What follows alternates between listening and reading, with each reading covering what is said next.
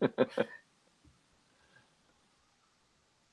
episode of Capes and Lunatics Sidekicks is brought to you by Tweaked Audio. To get awesome headphones, go to tweakedaudio.com and use the coupon code Southgate to get 30% off, free shipping, and a lifetime warranty. Or you can get there through the link on our website, southgatemediagroup.com. What about our Quasar podcast, The Quantum Zone? What about our Quasar podcast?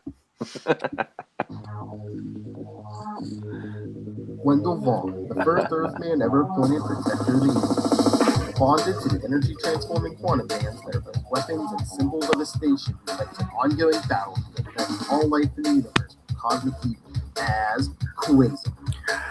Welcome to the Quantum Zone. Just second week of January. Into mystery. No. I am Phil, and joining me is Master of the Quantum Zone. I'm Will. Hey. And Secret Santa himself, Boston's favorite. It's me, Matt. Hi, everyone. Ho, ho, ho. That's right. He got me this snazzy Quasar shirt and some comics. Yeah. Got me one too, but I don't have it on right now. I'm lame. Sorry. That's yeah, but then Matt's wearing a red shirt also, so it's like the only one who's not in all red is Will. Oh. The puns begin in earnest, I see. Yeah, we're neck and neck through January so far. Wow. Oh, good Lord. And then the random nonsense has started. But yeah, Matt sent me this snazzy shirt that looks like the front of Quasar's, well, the costume he's wearing now and Journey of the Mystery. Very appropriate. It says the Quantum Zone podcast on the belt. Red shirt, blue cape, and headband sold separately. Yeah. Quantum band sold separately as well. Yeah. Pointy boots. Not in there. Yeah. Okay. And he sent us some comics. Very generous. Yes. Very cool. So you guys got a couple of common ones that I think that maybe you need for the Star Blast saga. Phil, I know you got a couple you already had. Will, did you get any that you don't? Yeah, I think I needed one or two. I think I needed those Namors. But I'll check on them. I've got them around here. I either have them or don't have them somewhere around here, but I don't know where. So if by the time we get there, if I do already have them, we can do a giveaway or something, which would be cool. Yeah, that'd be cool. But yeah, like I said, the only ones I had, I needed all those Namors. The only one I had was the Avengers 1 and that Star Blast 3. But I was gonna say we could either do a giveaway when we get there, or I could just hang them on the wall. So the first time one of your, you make it big and you have a Showtime special, I could be like, "See, he sent those to me right there." See. People are listening to the podcast going, "Why are they talking about Christmas 2 weeks into January?" Time travel. Yeah, it's not that we recorded ahead. All right. So should we jump into the issue? Sounds good to me. Did we lose Matt?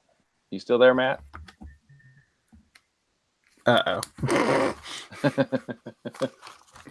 Machu?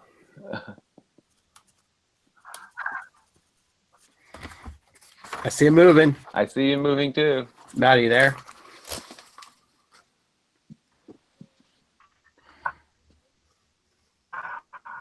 Oh no, the stranger got him. Darn it. Or the Overmind. Oh yeah. Spoilers, sorry. What did the shape say? Matt, no one will surrender. Wah. Wah.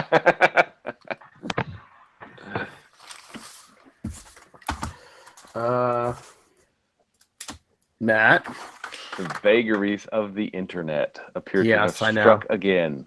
Well, we're recording this on Friday, December 28th, so maybe everyone's on the internet. It's Friday night. Everyone's probably off. Everyone's playing with their new Xbox or PlayStation. Wi-Fi connected toys. Yeah.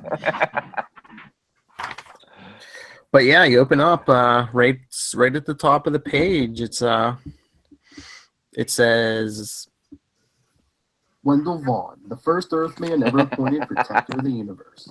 Bonded to the energy transforming quantum bands that are both weapons and symbols of his station, he fights an ongoing battle to defend all life in the universe from cosmic evil as... And then it says Stanley presents Quasar.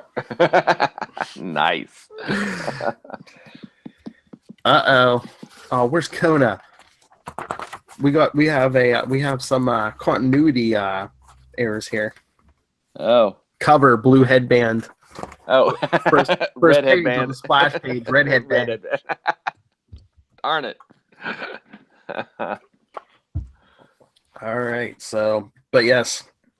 Oh yeah, and this is actually the issue that has the cover of the trade paperback as the cover. Yes, that's right. By Todd McFarlane, which was a superstar at the time, and I guess still a superstar. So yes, cool. He's making another Spawn movie. Yeah, but yes, part 2 of Journey in the Mystery. The World, My Laboratory. Wonder who they're talking about.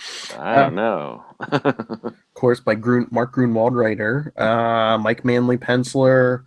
R. Witter, Stater, colorist. Len Kaminsky, managing editor. Dan Panosian, inker. Howard Mackey, group editor. Janice Chang, letterer. And Tom DeFalco, special editor. Lots of editors. I know. Well, maybe because all the characters in this one. And it's a great splash page too. I mean, you take anyone awesome. who appeared in Thor. You take anybody that's appearing in Quasar normally, and you take anybody else. No. I'll take the humanoids. You take the giant monsters in the lava. All right, so it opens up right where we left off last issue, outside Project Pegasus in upstate New York. And we jump right into the action because, like we said, first page, you get a big splash page of Quasar, like, flying towards the camera. That's right. And Quasar to Eon, you read me? Yes, I read you, so to speak. I don't need to get testy. The World, My Laboratory. Yes.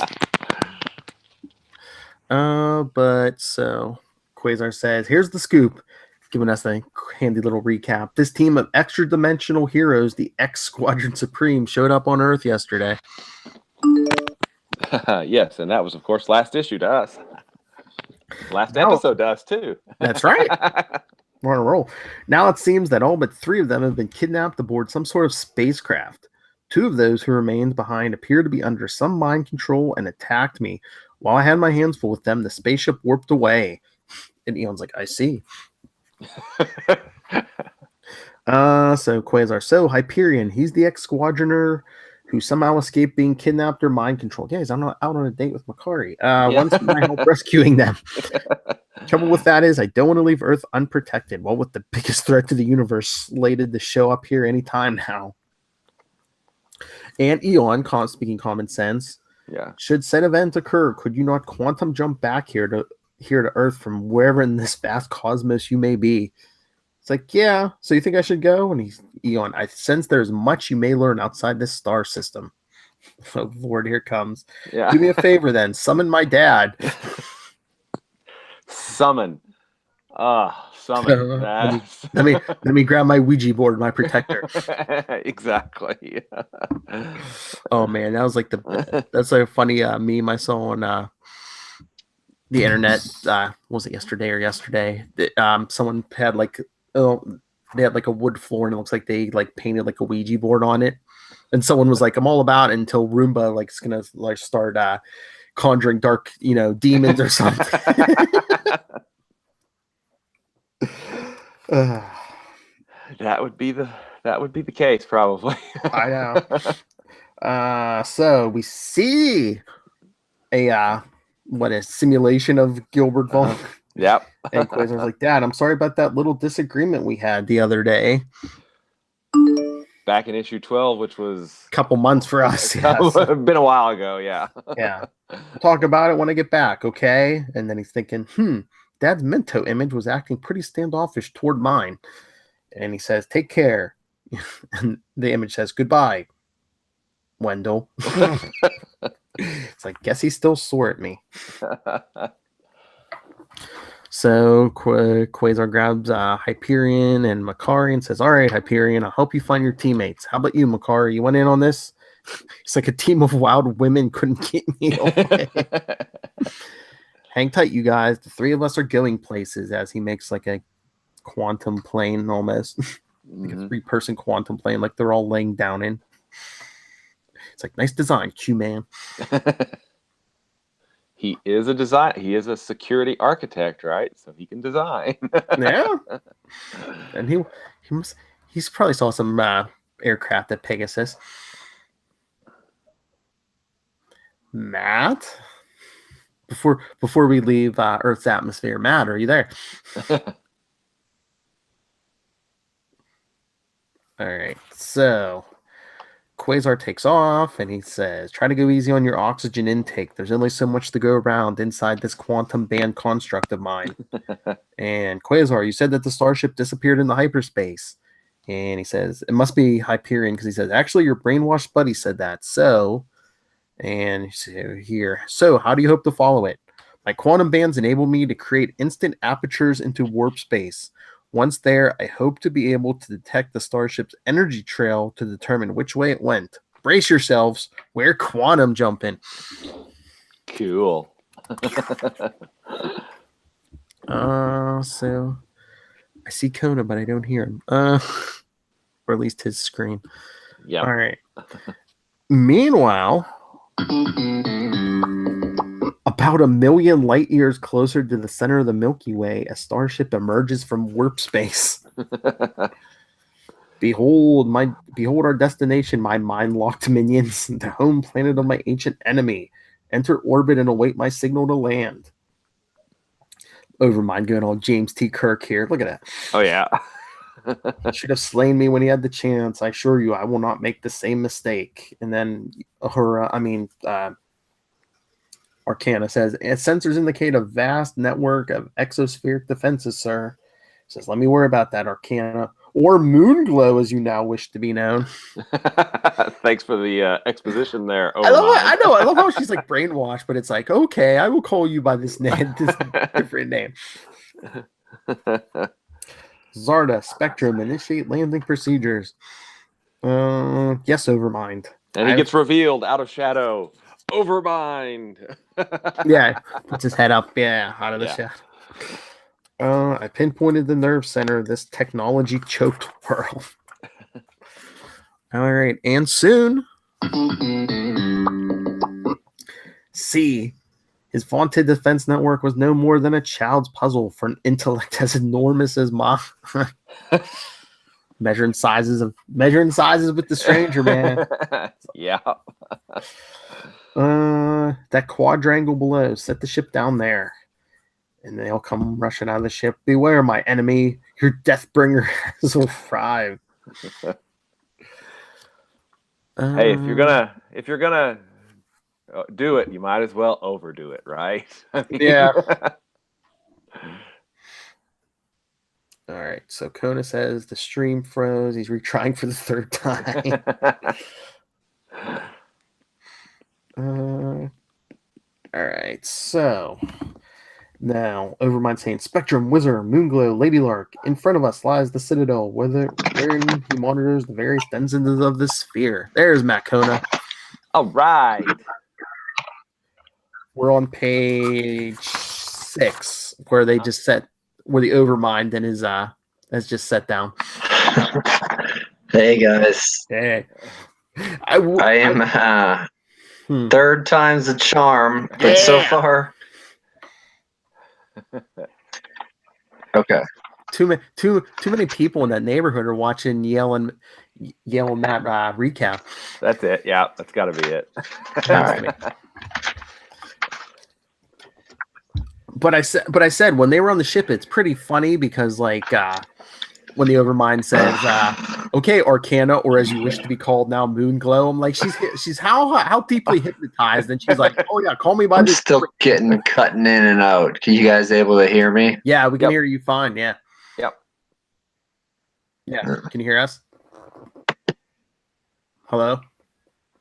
Matt, can you hear us? We can hear you. We can hear you, but can you hear us? Gotta turn. Do you have to turn? Problem with the headphones? Or? Yeah. Okay. I know. I need a bigger bandwidth. My internet fame is exploding. Darn Christmas season. Well, we can hear you and see you fine. We can hear and see you. Can you hear and see us? Are we there? I can hear things, but it cuts out. I don't know. Things cut out, and it sounds like it's in slow motion. And yeah, this is weird. I'm on computer number 2. Okay. Yep, looks like we lost him. And he's gone. Okay. We'll check back in with Matt Kona later. Yes. So Overmind, go there, secured Zorna. You will accompany me. She says, your enemy, sir, is he? No, I have scanned the minds of every sentient being on this world. He is not among them. Did we ever get a final count on how many people were on this world? A lot, but we only see a few of them, so. That's true. Probably just the ones we know from Marvel Comics. Can you imagine? There's probably some we've never seen before. And Zorda's like, then who are? And he's like, beings of a multitude of races, imprisoned here for purposes few of them can fathom. All right, so at that moment, a mere 100,000 miles away. That's all. Coming back in the regular space. We're back in real space time. How you guys doing? Hyperion, a bit disoriented, and Makari, my butterflies have butterflies. Nice.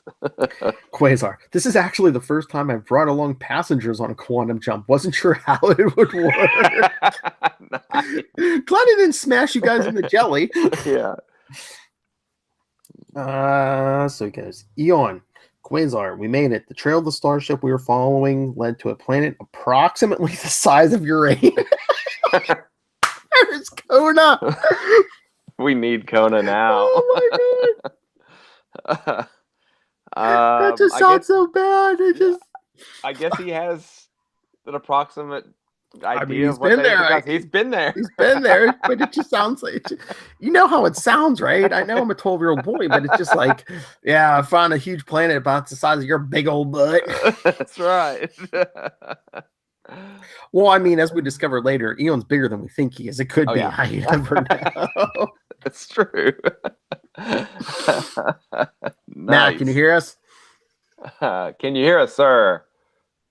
It's perfect timing if you can. Yes. We can go back over this panel. Oh, yes. Matt, can you hear us? Can you hear us? Oh, no. Can we hear you? We can't hear you, but I guess you could hear us.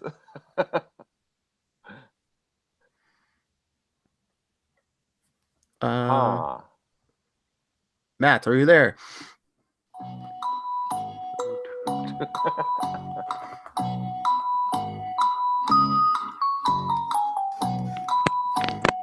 No, we cannot hear. Nope, we can't hear you, sir. Can't hear a thing. And we're at the perfect place for you. Probably like the ultimate torture for a comedian. I can't hear you. Nothing. Get nothing. So what? You can hear us now. We can't hear you. Can't hear you. Just the opposite. Maybe try. Wait. Speaking. Yes, now we hear you. Yeah? Yes. You hear me now? I can hear you now, Good. sir. Still do you hear me? Yes. Okay. All right. Kona. All right. You've arrived just at the right moment. We're on page 8. Quasar is calling Eon and saying, we followed the ship to a planet approximately the size of Uranus. Go. What page in the trade are we on? What is this? 106? 102. Oh, okay. 102. Okay, he's calling them off on the bands. Yes. Yeah. Basically a planet the size of Uranus. Butterflies have butterflies. Uh-huh. Next panel. Next panel. Any idea what it is? We're gonna get that checked out. Right before that. Oh yeah. Yes, you are nearing the laboratory world of the stranger. How big is it? How big is it? Oh yeah. Okay. Eon, Quasar, we made it. The trail of the starship we were following led to a planet approximately the size of Uranus. Any idea what it is? How big is it? I don't see that there. Well, it's I don't know. about the size of your anus. I'm blaming technical difficulties. I don't know what you guys want me to say. How big? How big but is how it? big was Eon's anus? Oh, okay. We're just being 12-year-olds. Like we said, Oh, that's later probably on. pretty big. I was going to say, we discover later Yeah. Eon's a lot bigger than we Probably know. pretty big. So, yeah. Yeah. All right. So, and Eon goes, yes, you are near yeah. the laboratory world of the self-styled I don't even stranger. want to know how big his small intestine is. Nice.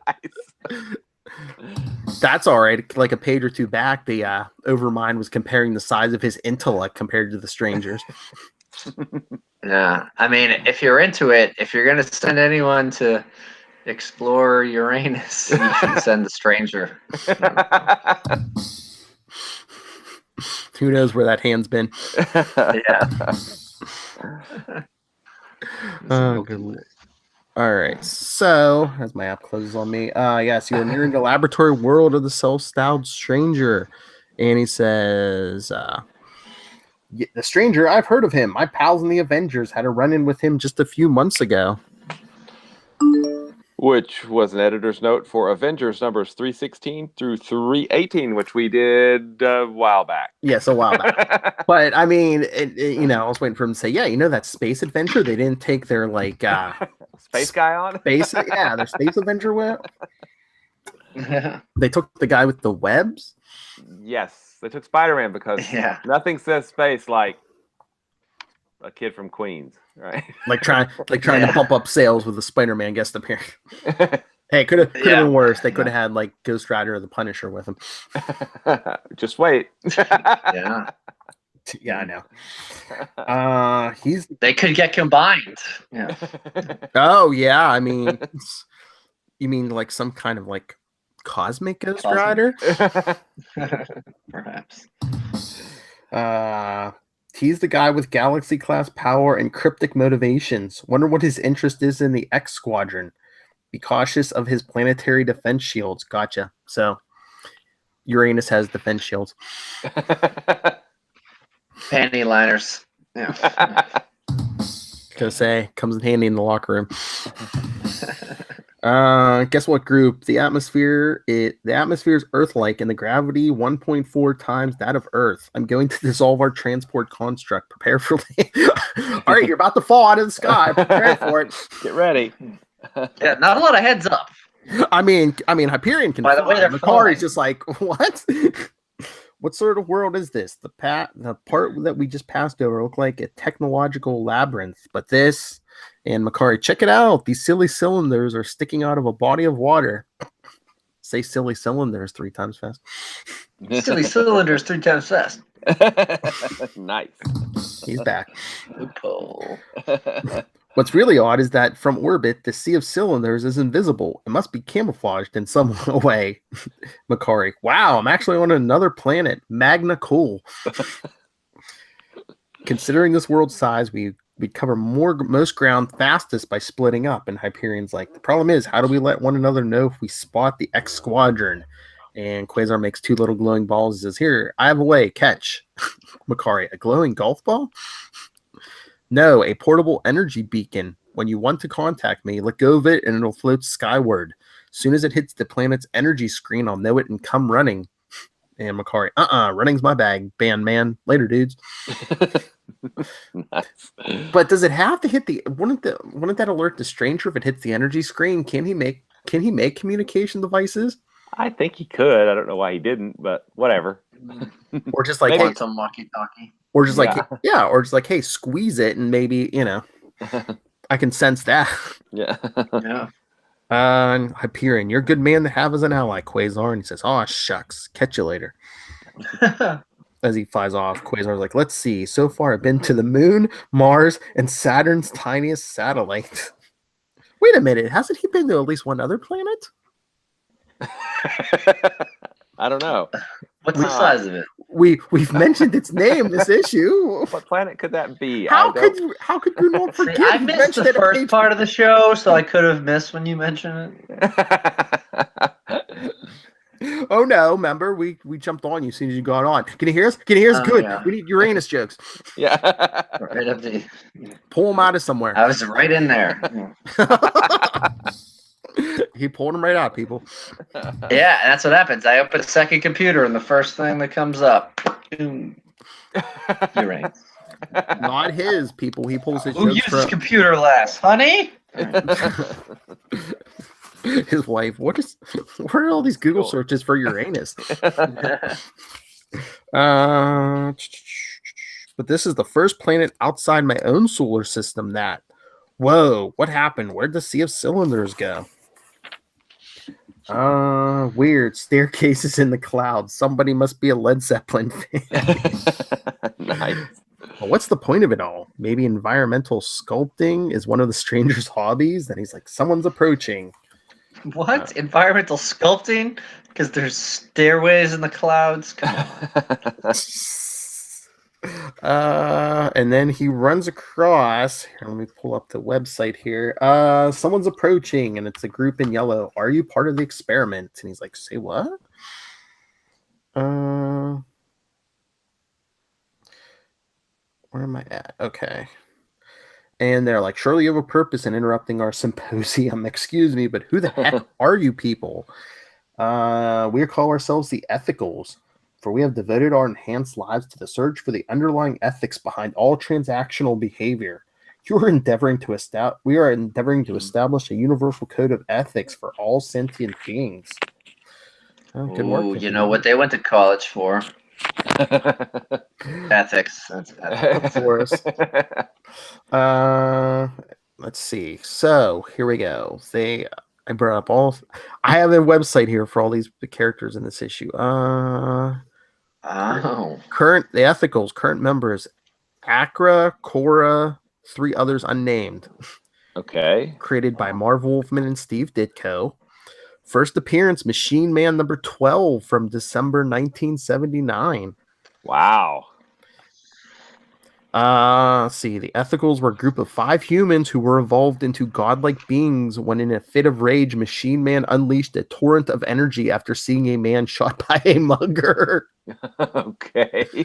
The Ethicals considered Machine Man to be their father and chastised him for his aggression. Then they left Earth to explore the cosmos. And the stranger said, I'll take that. And of course, the Quasar would find them many years later among the stranger's test subjects on the stranger's world. Here's trivia. When they first appeared in that Machine Man, they had no group name, and it wasn't until Quasar met them that they called themselves the Ethicals. Oh, well, so they didn't get a group name until like 11 years later. Well, they were when you're creating ethics for for every sentient being in the universe. A lot of red tape. Busy. Yeah. It takes a while to get around to naming yourself. Okay, I got it. Yeah. But before we even jumped on here, Matt, I was telling Will, I was like, there's the list of like all the characters who appear in this issue. First name under other characters, they have Gilbert Vaughn, corpse. Corpse. That's a good one.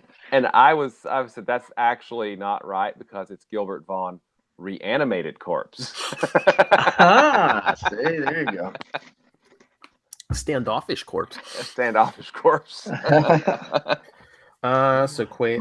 do you know who the Ethicals' main enemy is? Oh Lord, here it comes. It's Dazzler's evil cousin, Embezzler. Went way too far with that one. For not much. The Embezzler. I hope he didn't pull something reaching for that. All right. So, yeah, they say we're coming up with the universal code of ethics for all sentient entities. Once we do, then the stranger will emancipate us. And Quasar, so you're being imprisoned here? Isn't everyone trapped in a situation not of their own making? Wow. Speaking of reaching, Quasar, not me. I'm just trying to find some people. And the ethicals, we have not seen anyone but ourselves, and now you for vast expanses of unstructured time. You want me to try to... 11 years. Yeah. Well, that's real time. Who knows? You want me to try to free you from here? That would not be ethical, good sir. Okay. All right. So then Quasar flies off. Woo! What a bunch of oddballs. Wonder where they're originally from. They spoke English. Machine man. What the heck? I've suddenly passed into another environment. And he sees a tall figure. He says, my word, that figure on the operating table, the stranger. He's like, stranger, what happened to you? What are you doing here? It's like, eh? He's like, I am not the stranger. I am Jakar. Because of my resemblance to him, the stranger is slowly vivisecting me. I'm in great pain, unendurable agony. You must help me. So, get some plastic surgery. It looks like the stranger. And he's all right. So let's get to Jakar. Real name. That's his real name. Aliases: impersonated stranger. Well, there you go. Oh, he's married with a wife, Kari Lee. Wow. Occupation would be conqueror. Male, 28 feet tall. Weight 16,000 pounds. Needs to cut back on the Twinkies. Yeah, I was gonna say fruitcake, man. Eyes white with no visible pupils, hair black. Origin alien. Duh. History of character is unknown. Okay, where's he appeared before? I don't know.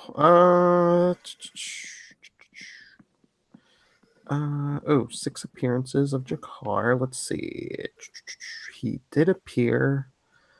Looks like Captain America somewhere. Huh. Maybe Captain America 150. Yeah, I see. Wait, I see Captain America 149 and 150. Then this issue, and then after this, it'll be Cosmic Powers Unlimited number 3, I guess. Oh wow. Yeah, so he doesn't make a lot of appearances. But yeah, really no backstory on Jakar except that he looks like the stranger. Except he's a fanboy. So Quasar says, help you? Sure. What do I? And you must kill me. Only death can release me from the ineffable horror of existence. Find a way to slay me. I beseech you. Boy, he doesn't want to get him that wife. Look, Jakar, I'm not a killing kind of guy, but let me see if I can disconnect some of these painful looking tubes and clamps that.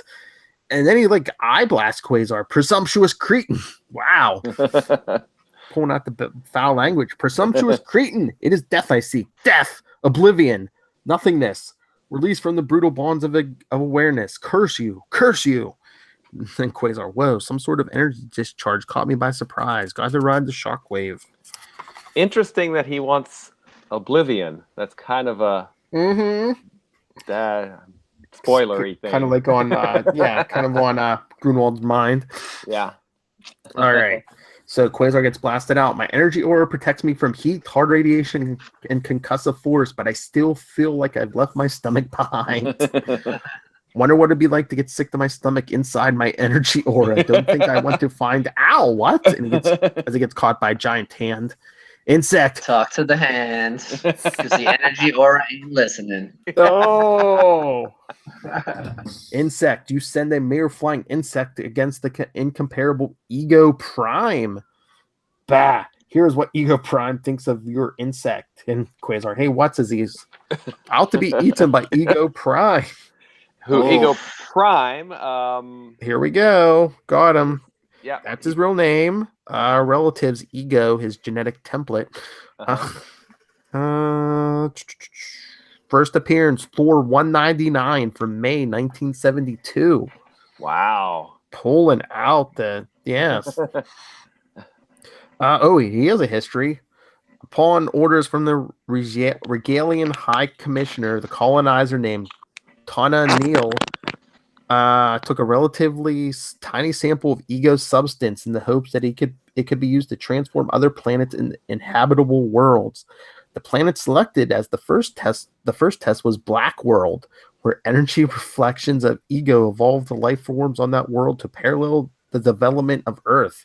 Instead, the sample of ego became a being with its own consciousness called Ego Prime, which followed Sif, Valkyrie, and Tana Neal to Earth, where he fought Thor and the Warriors 3. As Odin had planned in the course of the battle, Ego Prime released an unknown form of energy which irradiated 3 Earth humans whom Odin had arranged to have present. Energy released the latent genetic potential in these 3 humans, Carter Dayam, D-Y-A-M, Dayam, Chilo, and Jason Kimball, transforming them into superhuman beings who, together with 9 other similarly evolved human beings, have become known as the Young Gods. Oh, okay. Ego Prime, having expended all of its energy, disintegrated. He was captured by the enigmatic alien, the Stranger, and were imprisoned in the Stranger's lab world for the alien to study him. He remains there until freed by Overmind. Spoilers. So he disintegrated, but somehow the Stranger brought him back. Got his ashes or something. Yeah. Ashes to ash. Well, I mean, as we've discovered in the last few years, the Jackal brought Ben Riley back. What? True. All right. So elsewhere, I think that's the last we see of Quasar this issue, right? I think so. Pretty sure. It's like halfway through and we're done with Quasar. Elsewhere on the strange world, we meet up with Makari. What a planet this is. Quaso said its owner and operator is a mega dude named the Stranger. No wonder, a stranger home planet than this would be hard to imagine. Every couple seconds, I'm on a totally different running surface as he runs by Wood God. Wood God? Hanging from a tree. Wood God, again, his real name. Aliases, Creator, and Bambi. Wasn't he part of the evolution, High Evolutionary? Was this God? Maybe. Well, I'll get down to his origin. Okay. So, did someone mistake him for the cartoon, or does he like dance weekends at I don't know. Where is our first appearance here? 6'3", 265 pounds. Genetic experiment created from human and animal genetic material. Created by Bill Mantlo and Keith Giffen. First appearance, Marvel premiere 31 August 1976.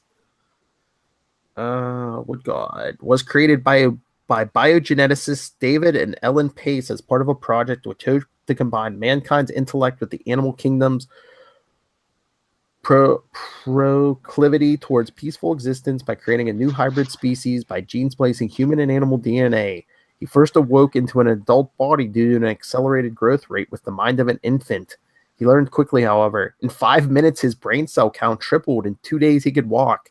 By listening to the Paces, he learned English in a matter of days.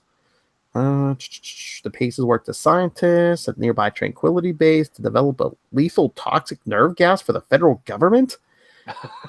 A year earlier, an accidental gas spill had killed sheep and sickened children. Jeez.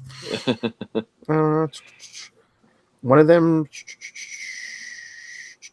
some frightened townspeople broke open the gas. Everyone died. The mob, the Paces, and the entire population of a town called Liberty. Wood God, however, survived.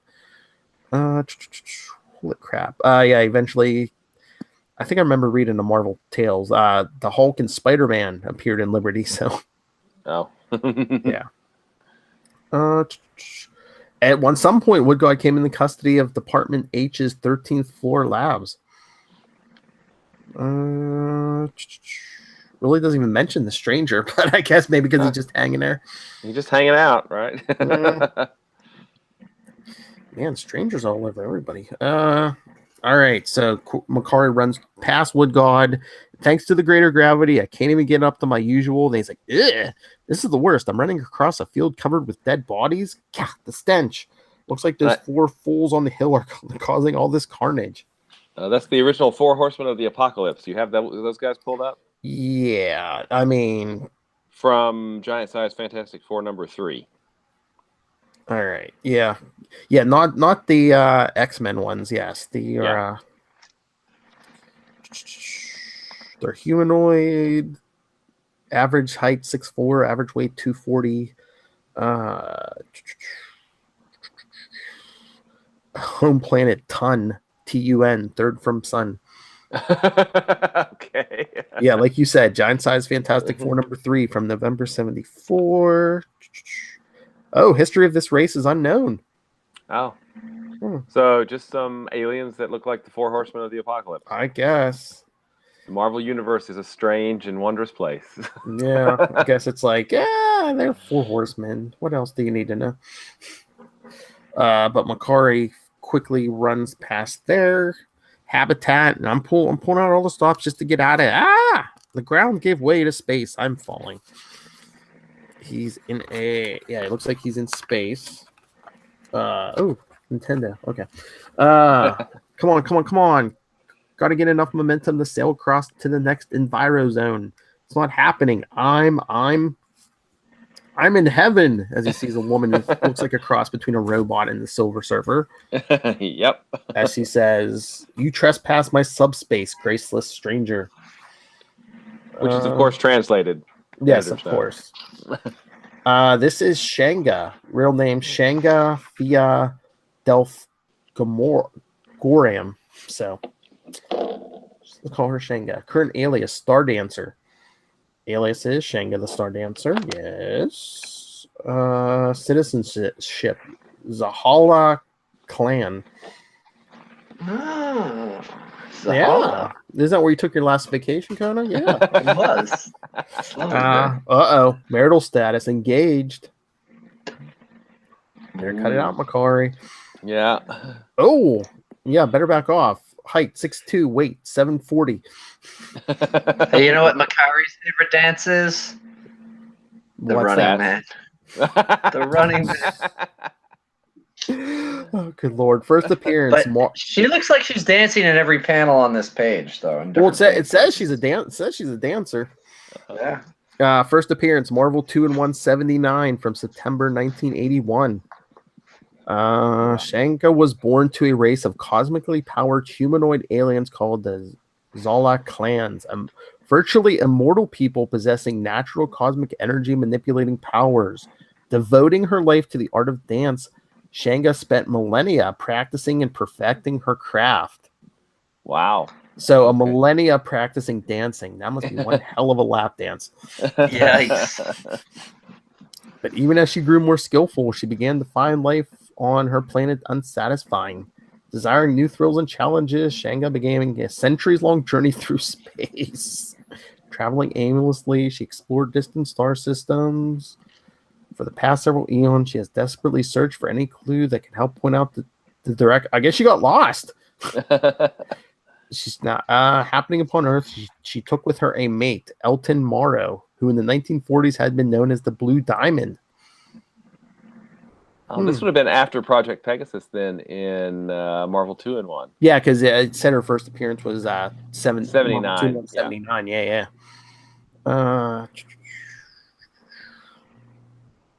Yeah, that's it for the background. Holy crap. Star Dancer moves so fast that she even enters hyperspace travel, just like the Silver Surfer can. Space vacuum adaptation, interstellar travel, FTL flight, precognitive sense, invulnerability, immortality, gravity manipulation, molecular manipulation, matter transmutation, cosmic energy manipulation, cosmic energy absorption, cosmic energy projection, concussive blast, energy construct creation, force field creation, astrokinesis. Overachiever. It sounds like she can do about everything. I know. So, Makari. The name's Makari, most beauteous one, if that's what you ask. She goes, "You speak English? You were from Earth?" He's like, "Yeah, you've been there?" She's like, "Once." "So what can I call you?" "Shanga." He's like, what's a babe like you doing in a place like this, Shanga? I do not truly know. I was leaving your world with my new consort, which I guess was Blue Diamond, right?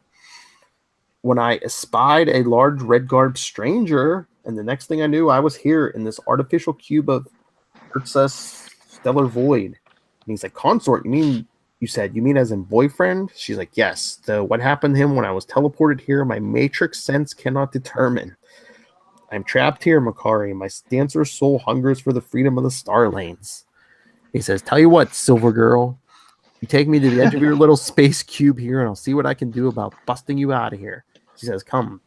This is the edge of the space. It is. It is? She says, extend your hand. Hey, where'd it go? He's like, wow, from the other side, it looks like infinite space. From this side, some sort of mausoleum, because he can go back and forth through the wall. He said, so what are you waiting for, Shanga? Let's boogie on through. And she said, it's not that simple, I'm afraid. Though I've tried countless times, I cannot pass. So he grabs both her hands and says, bummer. How about if I try to ultra vibrating you then? If this is some sort of the vibrational barrier, then all I need to do is find the right. She's like, no, it won't work. Let go. He's like, okay, babe, but I promise I'll come back for you if I can. He's gone in a flash.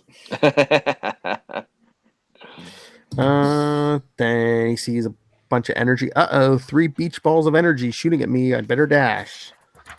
But while still elsewhere, catch up with Hyperion. He says, this is the 15th environment I've flown over, and I've yet to see any sign of the X Squadron. Even with the 3 of us searching at superhuman speeds, there's no telling how long it will take to investigate every single one of these crazy habitats. There may be thousands of them here as he flies over. Those 3 beach balls, I think, were the Tricon. Maybe, yeah. From Inhuman Special number 1. So I'm assuming those 2 figures are Alpha and the Futurist. Yeah, Alpha, the Ultimate Mutant, and then the Futurist, I think. Yeah. Defender 16, and then Fantastic Four 216. Ew. And I don't know all this off the top of my head. This is wonderfully documented on the last page of the Cosmos and Collision trade paperback. Alpha was created in a long-deserted subterranean deviant city in Carlsbad Caverns of New Mexico, where the half-deviant, half-inhuman criminal Maelstrom, who could that be? He might be important. And then Magneto comes into play, so... Yeah, Alpha, you're hanging out with a lot of bad guys. Yeah. And the Futurist, who bears a striking resemblance to him, as you said, was Fantastic Four. But Futurist Randolph James was a former colleague of Reed Richards, who was transformed into a powerful superhuman being. Randolph was assaulted outside his home and suffered injuries that jeopardized his life. In order to speed up his speed up his natural recuperation powers, Randolph used an evolution accelerator on himself. Instead of healing him, it evolved him into a superhuman being with godlike powers, the Futurists. Unfamiliar with his powers, he was manipulated by Blastar to oppose the Fantastic Four, but as soon as he could see through it and the menace was finished, the Futurists decided to leave Earth instead of following Richard's advice to look for a way to de-evolve. And that's when he got captured by the Stranger. Yeah, I think the Stranger just has like a net, in orbit, when people come out. A little dome like above Quasars. Yeah, come on. Swim right in. So yeah, I don't know who. So the Futurist, I guess Alpha says, a lesser being passes overhead, my dear Futurist. Should we communicate to him our plight? My dear Alpha, if highly evolved specimens such as ourselves cannot unravel the double helix that binds us, then what help could a brute possibly be? Point taken, as usual. And that's when Hyperion flies into another environment. Whoop, just passed into another one. There's an interesting specimen bathing in lava, it looks like. The Cosmosian Palai, yeah. Tales to Astonish number 44. That's back in the 60s, dude. Yeah.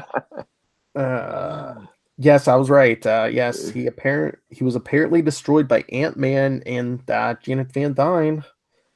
Wow. But I guess he had that one appearance. Then He wasn't destroyed. He was just teleported away to the stranger's homeworld. Yeah, he lived to bathe again. Yes, in more lava. Yeah. Yeah, I mean, his backstories. I guess their other ones stink more, but yeah. Where does the stranger get all these guys, and what does he think he's doing with them?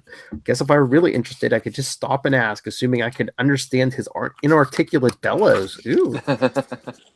Judge a book by his cover? Why don't you? Now what? And he's like, now where am I? The planet's sewer system, or just another bizarre environment? Wonder which of these passages I should take. Guess it doesn't matter all that much. I know I should be thankful for having my sight miraculously restored, because he was wearing those glasses last issue. That's right. And we'll get there. I think what, issue 16? Yeah. But Argon, my full range of optical power would come in handy now. Then he's like, wait a minute. Now I have no less than 4 tunnels to choose among. The further I go, the more complicated. This must be a maze, a huge 3-dimensional maze. Darn if I'm going to play rack for this stranger. I've had it with this. As of now, as he crashes through the wall with a kerboom. All right, now if I can build up a head of steam, he's like, whoa, people, I almost smashed right into them. He's like, sorry about that. Anybody hurt? No. And some familiar looking people. Who could that be? It's not our friend Quantum, but it's the power platoon he was looking for, right? The Dacamite Elect from Quasar number 4. That's right. Yeah. Of course. Old Wondar, or not the artist formerly known as Wondar issue. Right? The Aquarium, yeah. And they're all speaking in their native tongue. Yep. Remember? So, and Hyperion's like, what did he say? As they punch him. I felt that. This fellow, maybe all of them, is super strong like me. These guys look like a militia of some sort. The different insignia on their chests may be ranks. They seem to display different powers as well, as you just hear. The background. Hey, man, I said I'm sorry. They must think me in league with the man who stuck them in this ledge hole. And he dropped his communicator thing, too. Yes. Oh. And then they start pounding on Hyperion. Guess you goose steppers never heard of a fair fight. Well then, come on. I haven't been able to really cut loose in a long time. And they respond. All right, so let's take a breather. So the power platoon is there we go. They official answer. Dacamite elects. Identity secrets. First appearance, Quasar 14. I mean, they were mentioned in like West Coast Avengers. They were mentioned 4, in West right? Coast Avengers and Quasar 4, but this is their actual appearance. Yeah. Awesome. So yeah, not a lot of history except for that Quantum was looking for that. Oh, wait, 7 appearances. They appeared in Maximum Security 1 and 3, Quasar number 4, West Coast Avengers West Coast 96, Quasar 14, which we're reviewing, that will appear next issue, and West Coast Avengers 97. Huh. Cool. So, yeah. I'll have to look at those West Coast Avengers issues. I don't know. Yeah, it's like towards the end of the series, yeah. Yeah.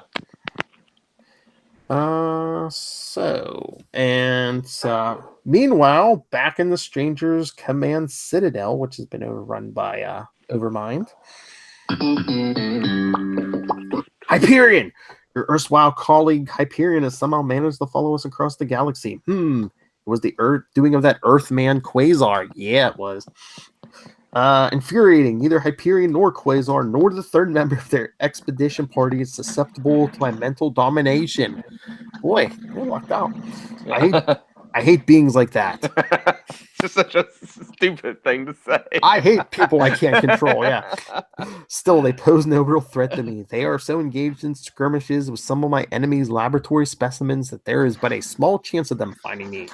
And now that I've mastered this control console, I will deactivate the force barriers, keeping each test subject in his own controlled environment. Not only will it disrupt every single arcane experiment my enemy is conducting, it will provide me with a vast army of stranger-hating mind slaves. The next page, nice montage with Overmind in the middle. Come forth, slaves, the Overmind commands you. And we see some of the people we've already talked about, but also we see Beast, Fusion, Mercurio, the 4D, was it? Yeah, Mercurio, the 4D man, yeah. Starlight, Presence. Wonder if we'll talk about him ever again. Dragonfly, the Captive. We also get Starman from DC Comics. Yes. Stardust, not the wrestler. And that's it on this page, I believe. When we get it's Quasar one more time. We're not quite done with him. He's still in the that's right. Ego's mouth. Yep. And we see Wood God, the Ethicals, Alpha, the Futurist, the Four Horsemen. The guys we've already seen, But I can't believe they threw in DC Comics Starman. The Will Payton. Thank you very much. But yeah, Quasar, the bite-sized morsel. But then here we go. We're going to shrink back down. Meanwhile, and while pandemonium breaks loose on the planet of the stranger, elsewhere in the Milky Way galaxy, in the star system of Sol, on the planet Earth, on the east coast of the continent of North America, in the metropolis called New York City, shrinking down, on the 12th floor of the gleaming edifice named Four Freedoms Plaza. Okay, we're there. Pandemonium of another sort has also broken loose. As we hear HD yelling, "You are being illogical and impertinent, Miss Ballantyne. It makes not an iota of sense for the three of us to work in this crowded outer office when Mr. Vaughn's spacious office lies vacant." Yeah, you don't know half of how spacious it is. I demand that my drawing board be moved inside at once. And Kayla, I've been working for Mr. Vaughn from the start, Miss Steckley, and I'm telling you, his office is off limits. Why do you think they call it an office? It's off limits. And HD, we'll see about that. And Kayla, oh, well, Wendell keeps his office locked. How'd she? She says, Mr. Tanaka, kindly help me move my drawing board in here. And Kayla, Ken, don't you dare. Mr. Vaughn is going to fire her when he catches her in this room. And Ken says, but isn't that what you want? And Kayla's like, oh, yeah. And then we see HD inside. Interesting bookshelf, but not half as interesting as what's behind it. That totally needed that, man. As we'll discover what's behind the bookcase later. All right. But it should say meanwhile again, but it's like still elsewhere in the Milky Way galaxy is the star system of Sirius, boasting 10 planets. Boasting, yeah, man, I got 10. 3 of which have evolved sentient life, 97 moons, 2 belts of asteroids, and a cloud of comets. The Sirius system is worthy of scientific scrutiny. I see where this is going. Yeah. But the energy form of the enigmatic stranger has not come to the Sirius system today to see its planets, moons, asteroids, comets, or even its indigenous life forms. He has come seeking something else. Here, on the largest moon of the 4th planet from the sun, the stranger reassumes his corporeal form. There is a single inhabitant on this moon. It is for him the stranger has come. The inhabitant's dwelling place is invisible to most eyes, not the stranger's. Its architecture would be baffling, incomprehensible labyrinth to most. The stranger strides the dwelling place knowledgeably through, though he has never set foot here before. The dwelling place would have automatically expelled any uninvited visitor who had made it this far. The stranger goes where he pleases. All right. There has to be a joke about the stranger going where he pleases. Only when he reaches the moon's sole inhabitant does he stop. The sight that greets him does not surprise him as he sees a watcher laying on the floor and he puts his hand on his large head. Another watcher, dead.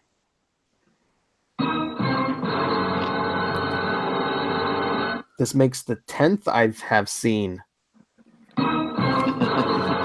Sorry, people, it's dramatic. At that moment, the stranger starship relays him a message. Someone is tampering with his laboratory world. He sweeps the message from his awareness. At present, he has other concerns. One more time. Well, I was going to do the next issue box says next. Oh, Death Watch. there we go. Although at the bottom of the letters page, we get next issue, who's killing the Watchers and why? Wait a second, let me do this. Next issue, who's killing the Watchers and why? The answers will startle you, and you'll get to see why Quasar deserves the name Cosmic Avenger. Whew, my thumb's tired. Anyway. Which has a great cover. Cover 15. Oh, yeah. Yeah. Which they also print in the back in black and white. Which is pretty awesome. Oh, yeah. Yep. But, oh my lord, when we get to 16, I'm exhausted just over the characters we went over in this issue. We haven't hit all of them yet. I know. Wait till we get, and 16's oversized. Yeah. So guess what episode's gonna be an oversized? 2 episodes. Yeah, it's 52 page. It's a 52-page giant, isn't it? It's like a double-sized issue. Maybe. Hell, we could probably do 2 episodes on that issue. All right. So what have we learned today? This is an awesome issue, as that's what we've learned. Come back next episode as Ego Prime gets some dental floss. And Makari hits on another woman somewhere on the stranger's world. Baby, are you single? Can you alter your vibrational frequency?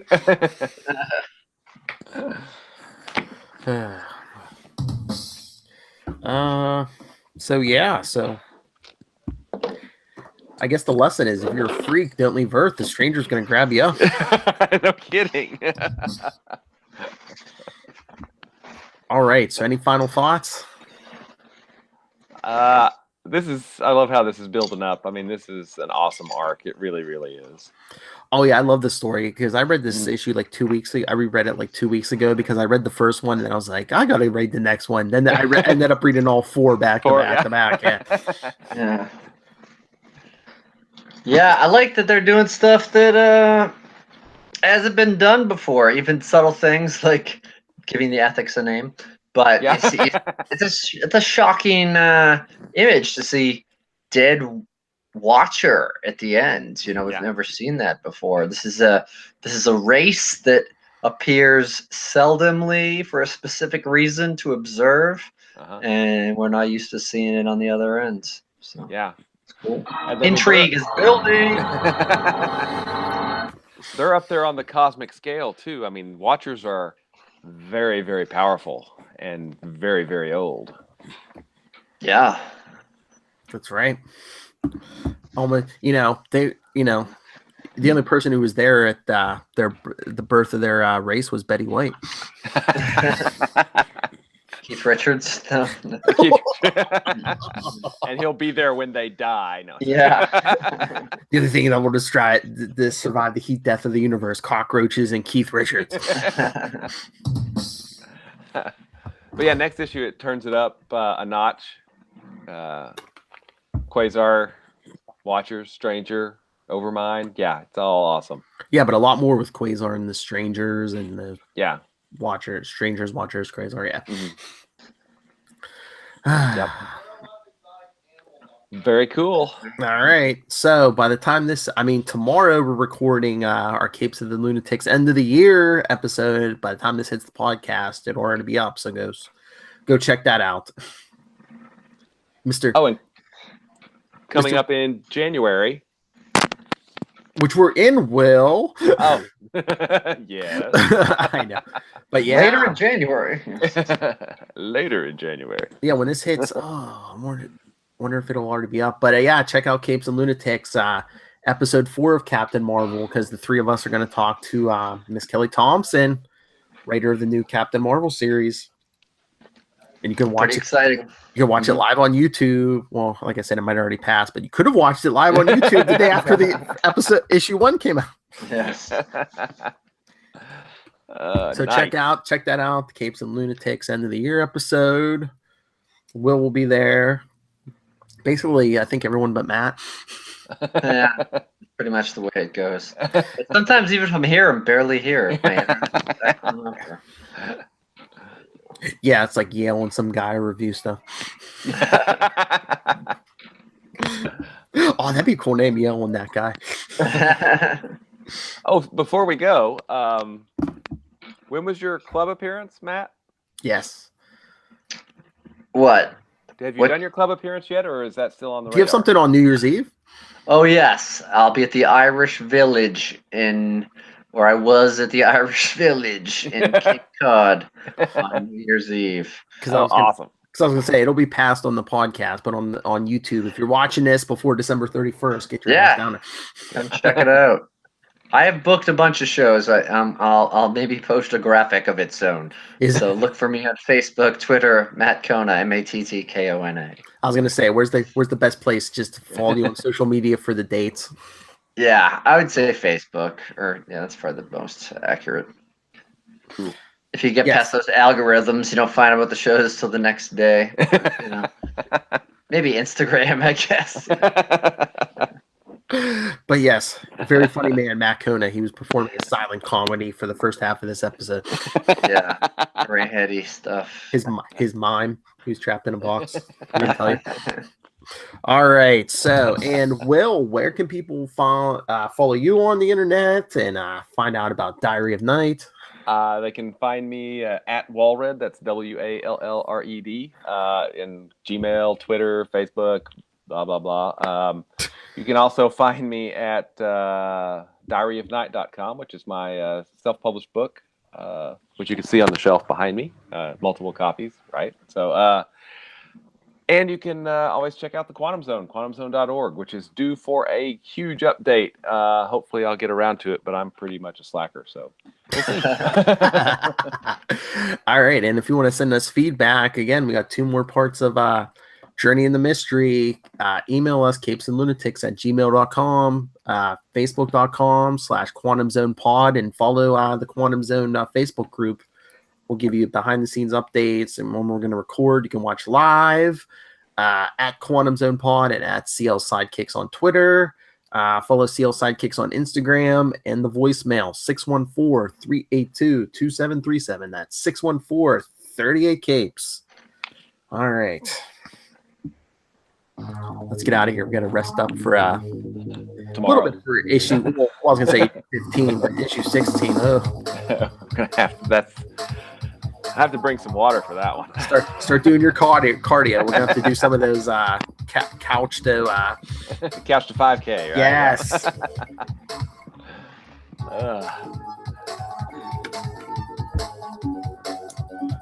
That has been your Quantum Zone.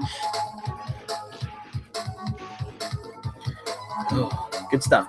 And then after Journey in the Mystery, I think we get 2 more issues of Quasar, and then it's like a big long stretch of Avengers, like 10 issues of Avengers or something. But then it's straight into Cosmos and Collision after that. Right. So yeah. Awesome. Although I was looking at some of those Avengers books, they're not bad. They're not that bad. Yeah, but they're There's Avengers books. Yeah, they're like there's like cosmic entities, and then it's like a 2-issue Doctor Doom arc. So yeah. So remember, Quantum Zoners, do your homework and come back next time. And remember, keep it quantum.